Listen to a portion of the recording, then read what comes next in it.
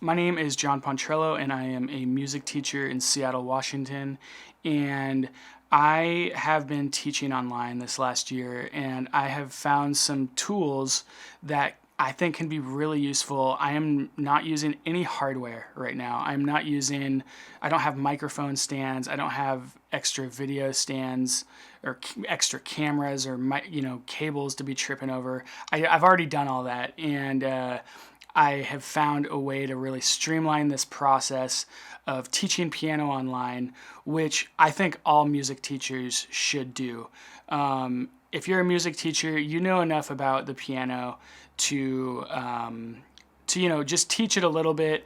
But I think it's just, no matter what your instrument is, if you're a guitar player, if you're a student, if you're learning guitar, if you're learning the cello, if you're whatever you're learning, I think or voice, whatever, I think anyone can learn a little bit about piano, and knowledge on the piano really goes a long way to helping you make connections in how music works. So I'm going to talk about what I'm using here today, and kind of how I figured out how to make this work. Now, the most amazing tool right here has come out in June, and this is a shared piano.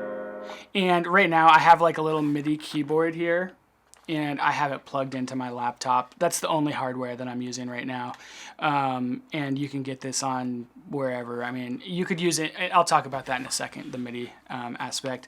But it's really cool. Basically, when I play the keyboard, or I can play my laptop, so like A is C, S is D. Let me pull that up here. Yeah, so I'm playing A is my C note, S is my D note, or sorry, S is my D note, D is my E note. Anyway, it gets pretty intuitive. So like, if you want to play around with this, you don't need anything. Just type in Google shared piano. It's going to come up, and you can mess with it. Now, the reason they call it shared is kind of the coolest part about it is it's like a chat room where I can send this link for up to 10 people, and when I play on the keyboard, it shows up on their computer. So or whatever, their tablet or iPad or phone or whatever. So when I first started teaching this, I would have a Zoom or Skype call open with the lesson, just like you usually would, and then I would send the link to their phone or their iPad. So next to the screen of me, they could have like an iPad that had the keys that I was playing, and then they could play it back to me, and it would show up on my computer, so I could see if they were understanding what I was teaching them. But then one of my friends who does online streaming told me about OBS, and OBS, Open Broadcasting Software, is or Open Broadcast Streaming, I think it's called. If you Google it, it'll come up. He told me he was using this for his live streams. He was doing a kids show, Mikey the Rad Scientist. Check him out. But he was doing kids shows, and so he would build out all of these scenes, just like what you're seeing right now, where I've got a website open, and I've got like a little circle of me. I can write in text, I can do images or slideshows or videos, and he was using that for his show, and he was like, you got to check this out. And so I got it, and I started messing with it, and then I realized that I was like, oh, I could bring in the shared piano into here, and it's all in one place. It'd be a lot easier to manage and a lot easier to use with my students. And then I learned that you can use it with Zoom. You can hook it up with Zoom, and it just like blew my mind. I was like, oh my gosh, shared piano with OBS going on Zoom. I was like, this could really revolutionize the way people teach piano. And I think this is going to get a lot of people's gears spinning for what you can do is, using basically interactive style websites like Shared Piano, where you're teaching something. I think this is going to open up a lot of doors for that. And I'm sure there's a lot of people already doing stuff like this, but I have not seen anyone doing the shared piano with Zoom. You know, I've seen people talk about how this is going to, you know, change a lot of things, but I haven't seen anyone talk about how to open this, to use Google Shared Piano and Zoom like I'm doing. And it's not necessarily easy to figure out. There's some things that you have to know. And that's kind of what I'm going to walk you through, those steps, and kind of show you what I mean. Okay, the first one is open broadcast streaming. And I'm going to have a link for all of these in the comments below. But this is something you'll need to download. It's pretty straightforward. Just go on their website, download it. Now, open broadcast streaming, it's like a video mixer. If you know what an audio mixer is, you know it's like something that you plug in multiple microphones and you mix it. You know, if you're a musician, you know this. So what a video mixer is if you have a hardware video mixer, you can plug in multiple cameras and multiple microphones, like if you're doing some kind of video multimedia thing. Now, what OBS is it is an internal video mixer. So that means that you can plug in multiple sources, visually, and audio sources. So right now, I'm just doing this really simple. I'm only using my laptop camera, and then I've built a scene where it's just, you know, a video of me, obviously that's what I'm talking to, and then I made the background the website of Shared Piano. So basically, you know, in sources on OBS, I just went in and I added an image of, or you know, you can add in a browser. So I added in Shared Piano. And then you can add in text. I'm just going to show you what the interface looks like right now. Okay, so I'm going to open OBS and do a full screen capture. Now, it's going to make a feedback loop, so just focus on the bottom one so you don't get overwhelmed here. Now, you can see at the bottom there's a microphone going in. This is me talking. This second one here is my computer audio, so if I'm playing music, it's going to capture that. You can see on the right I'm recording over here, so I'm using OBS to make my video right now, and which is really cool. You can record lessons really easily, and it's much better quality than Zoom. If you're recording in Zoom, it's way better to record in OBS. So then right here, I've got what's called the sources, and right now I made all these sources and I don't have it so you can see them. So I can turn my face on and off there, kind of cool. You know, the writing that I had, I just click on the eye and it shows up. But right now it's creating a feedback loop, so it's kind of hard to see, but really I just wanted to show you that I can, you know, so here's another scene. So when I click on this, we're going to lose it, but you can see me clicking through a scene. So right here, this is a class that I taught last night. Now I'm going to go back to my other scene where I have all these different sources. Oops. Yeah, so we've got sources and we got audio coming in. So under sources, I can put text, I can put the shared piano, I can put videos, I can put slideshows, all sorts of stuff. So let's get out of this because I just wanted to introduce it to you. All right. So back to what?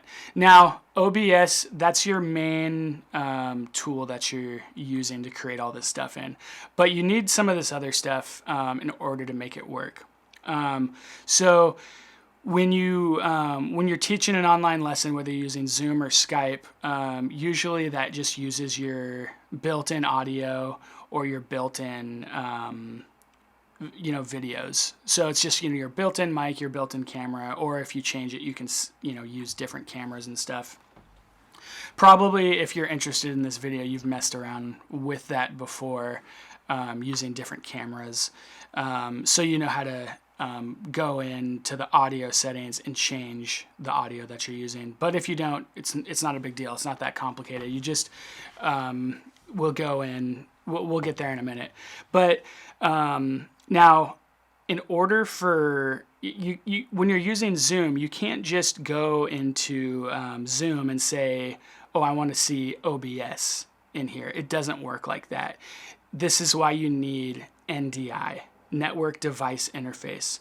What this does is it takes anything that you're making in OBS, basically the output of OBS, and it turns it into one, it combines it. It basically mixes it down. It sums it into something your computer can then use. So NDI, it's a separate thing that you have to download. And I'm going to put in the comments a video that explains this because it's technical and it walks you through the steps. And the people that teach the NDI course have been doing it their whole life. So you are going to have to invest some time to watch these other YouTube videos, but believe me, it's well worth it, and it's gonna you're probably gonna find ways to use this that I haven't thought of. So basically, yeah, you got your OBS, you're building stuff in there, and then you have your NDI, and your NDI is just a program that's running in the background. Now, what you have to do with NDI is you go into the top part, like the sources, and your computer will come up. You'll see it there, and then you have to hit send to OBS. So you're going to be sending to OBS. So then when you go into your Zoom account and you go to the audio settings, it'll show up as an option for the input. But not until you have NDI will OBS show up as an option for an input, if that makes sense. So you've got OBS, and then you got to go in NDI and make it so that it's an output. It's sending somewhere. And then when you get into Zoom, in your Zoom settings, then you can put it as an input. Okay? So I know we skipped one step here. And that is the iShowU audio capture. Now, what that is, this was the biggest troubleshooting thing for me that took me some time to forget or to learn. So what iShowU audio capture is it captures the internal audio from your computer and it sends it out as a signal. So that means when I play the piano, you are not hearing the piano come out of my microphone and then back into my speaker. Because that would be a weak signal. You are actually hearing the audio from my computer before it comes out my speaker. Because before, when I was doing this, I would be making music, I'd be showing videos, and the only way that you would hear the audio is it would be coming out of my computer speaker, and then for it to go out to my Zoom people for me to hear, for them to hear, for my students to hear, they would have to the audio would be coming out of my computer speaker, so I could hear it great. But for my students, it would be a really weak signal because they're just picking it up secondhand. It's coming out my speaker and then back into the microphone. And, Zoom has noise canceling, so sometimes it wouldn't even make it to them because my computer could recognize that it was coming out my speaker. So this was basically a problem that there is some troubleshooting for that. So what you need to download is, let me make it so you can see that. Oops. Had to get those out of the way. So it's called iShowU Audio Capture. And what that does is it lets you basically have two signals. So the internal mic that you're using that I'm talking through right now, and then it also, then the other signal is the iShowU audio capture drive. Let me just show you this. I'm going to do the display capture here. Okay, let's get rid of this. And when I go into settings, I'm going to go to audio, and right there, iShowU audio capture. It's my mic auxiliary 2. This VR3, this is an audio interface I'm using. You can just have it on built-in microphone is fine, but since I have a mic, I'm using it. But this iShowU audio capture, I want you to notice when I play on the piano, you see how it creates audio there at the bottom and mic aux 2. So that's how you're getting such a good signal with that. Okay, so now I'm back here. So that's how you're getting a good signal, is through this iAudio capture. And this was something that took me a while to figure out, and this one is actually a little bit more complicated. So this is another tutorial video that's going to be in the comments that's going to walk you through everything you need to do on your computer to make this work.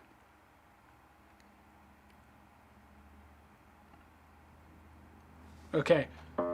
So pretty much we've covered OBS, NDI, iShowU, and then your Zoom account. That's pretty straightforward. So you do need to go into Zoom and go into the audio settings and change it to be the internal output of your Zoom settings is on set to NDI audio and video. That's really important. So it goes from, it starts in OBS, NDI is like the bridge, and then Zoom is where you're broadcasting it. And you could use this if I have used this for Facebook Live, for if you want to, people originally OBS became popular because of Twitch. You can send NDI anywhere. Even, like Facebook Messenger, anywhere that you're sending video, you can send it you can send out OBS by checking NDI. Okay. So then, so then we got Google Shared Piano here. This one's pretty intuitive. You can mess with it. One of the things that's cool about it, I mentioned, is that it's like a piano chat room. You can just copy the link and send it to people, and they can open it up and see what you're playing, and you can see what they're playing. So that's a really useful thing. I'd recommend going into the settings. And then the last thing is the MIDI keyboard. Now, let's see here.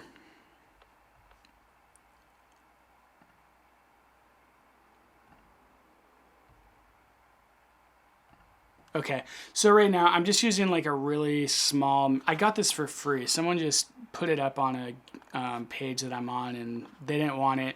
And so I think this top dollar for something like this is like $100. But like I said, I got this for free. People are giving these away. You can find them at the Goodwill or whatever.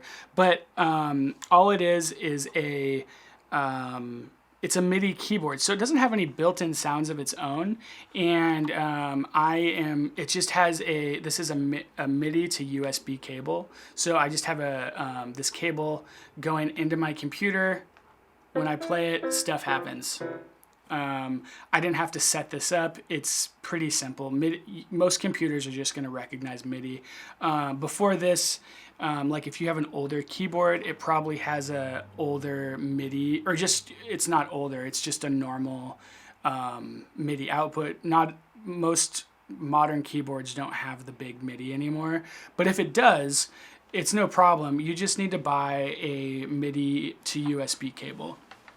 And that's $15 or something. I have one somewhere around here, but all that does is it just takes the output of whatever keyboard you're using, and it converts it into a MIDI signal that can then go into USB, and your computer can recognize. This is a lot of information, but this is a really great tool, and I think it can really make your lessons more professional, and everything here is free. OBS is free, NDI free, iShowU free, Zoom, I think you got to pay like $15 a month for that. But Skype is free, and you can use this with Skype. Google Shared Piano is free. MIDI keyboard, I got mine for free, but you might have to pay for that. Well, this is a really valuable tool, and like I said, I think every music teacher, whether you are a professional piano teacher or not, whether piano is your main instrument or not, I think everyone can use this to teach some basic musical ideas, and it's a lot of fun for kids to play around with. If you haven't checked out the Chrome Music Lab, I'm just going to show you that really fast here. There's a ton of apps here to play around with. This is all great educational stuff. And there's so many tools on the internet today that will, let's see here, you can, oops, wrong one. See, sometimes it's easy to do that. So many tools on the internet today that can help you. So I hope this was helpful, and yeah, if you have any questions, hit me up. I have an Instagram page, Shared Piano. Yeah, find me on there. All right, cheers.